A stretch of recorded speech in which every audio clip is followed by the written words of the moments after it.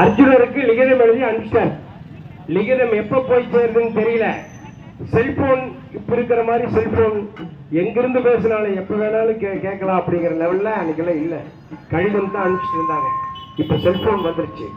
கடிதம் எப்பொழுது போய் சேரும் என்று தெரியவில்லையே என்று அர்ஜுனர் எந்த வீட்டில் இருக்கிறார் என்று கண்டுபிடிப்பதற்கு நம்ம மாகாளியம்மன் கோயில், மாரியம்மன் கோயில், ஊர்ல இருக்கிற கிராமங்கள்ல கோயில் சாட்டம்னா இதனால் தெரிவிப்பது என்னவென்றால் மாகாளியம்மன் ஆலயம் 13வது ஊற்றாட்டு விழா இந்த நாளிலிருந்து 13ஆம் தேதியிலிருந்து தொடங்குது. 23ஆம் தேதியிலிருந்து நடக்குது.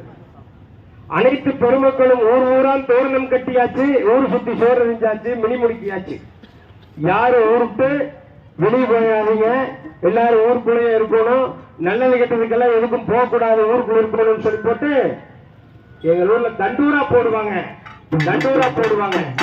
அதுபோல அர்ஜுனரை எங்க இருப்பார் என்பதை கண்டுபிடிப்பதற்காக எங்களது மூத்தாசிரியர் இப்பொழுது தண்டூரா போடுகிறார். பாருங்கள்.